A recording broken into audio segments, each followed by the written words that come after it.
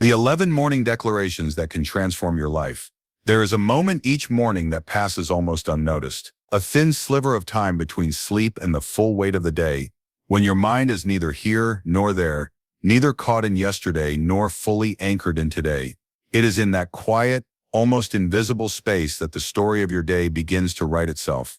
Some call it the most powerful half hour of life, though most of us treat it as nothing more than a blur between the alarm clock and the first sip of coffee. Think about it. Before your feet even touch the floor, you are already in conversation with yourself. Sometimes that conversation is hopeful, inspired, certain. Other times it is an unspoken list of worries, doubts, and silent rehearsals of yesterday's frustrations. You might not even notice the words, but your body does. It tenses, your breathing changes, your thoughts begin to take shape around what you've chosen, consciously or not, to plant in that fertile ground. I began to notice something curious. The people who seemed to move through their days with unusual clarity and momentum did not begin their mornings by chasing the world. They began by shaping their inner world first. Some of them had names that would later fill history books: inventors, industrialists, leaders, but others were quietly remarkable, people you and I might pass in the street without a second glance. What they shared was not a particular job or background, but a ritual, a way of meeting the morning with deliberate thought, almost as if they were placing their hands on the wheel of the day before it started to move. And it makes me wonder, what would happen if, instead of letting our mornings be accidents, we treated them as blueprints? If the first words we spoke each day were chosen carefully, not for how they sound to the world, but for how they shape the conversation we have with ourselves. That is the path we are going to explore together, not as a prescription, but as an invitation.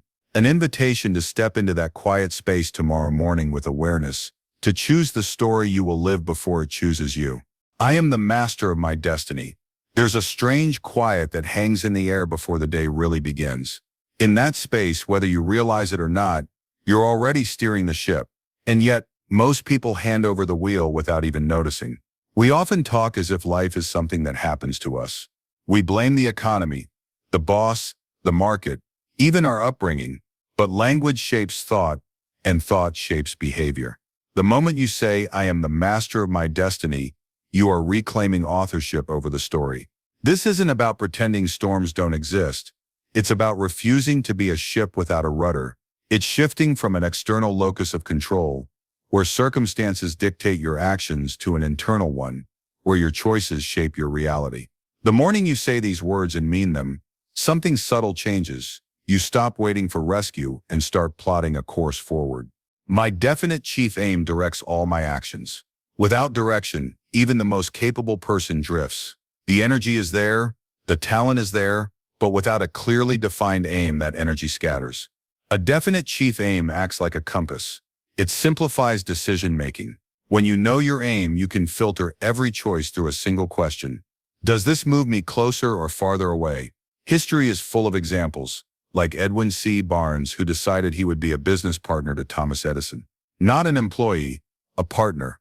Because his aim was so specific, he recognized opportunities others overlooked, and eventually made his vision reality. When you start your day with this declaration, you tell your mind, every step I take today will be in the direction I have chosen.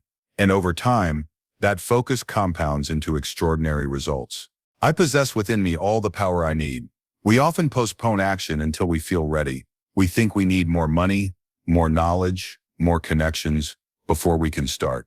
But waiting for perfect conditions can become a lifelong stall. This declaration is a reminder that your greatest resource is not out there, it's within you. History proves it.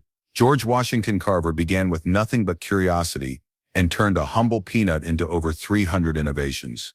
In psychology, we call this self-efficacy, the belief that you can figure things out as you go. The more you act from this belief, the stronger it gets. When you stand in front of the mirror and say, "I possess within me all the power I need," you stop asking, "What am I missing?" and start asking, "What can I do with what I already have?" Today, I will go the extra mile in everything I do.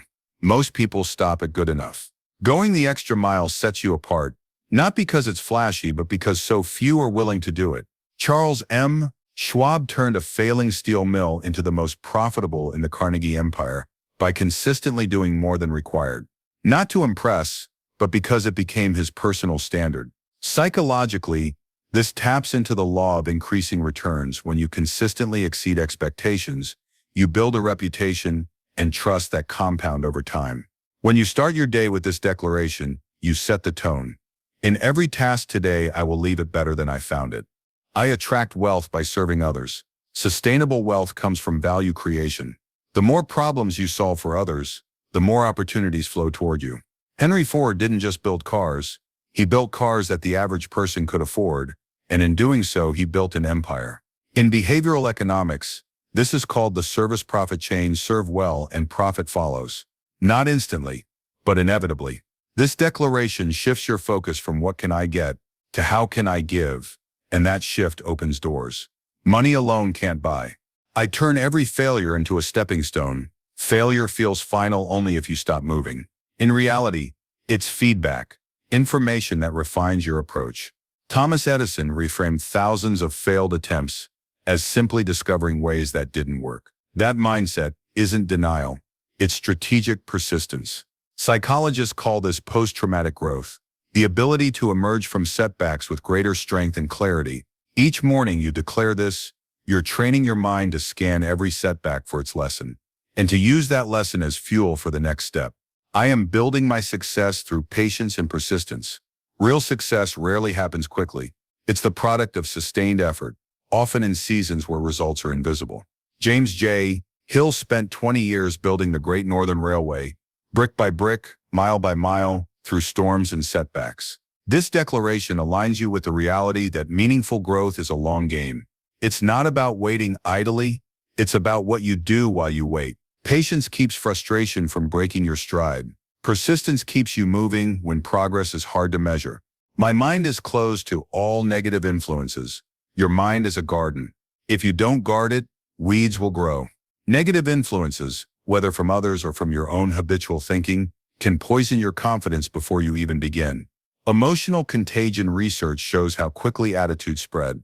If you absorb enough pessimism, your brain starts defaulting to why it won't work before you've even tried. This declaration is your boundary. I will not let toxic thoughts or voices take root in me today.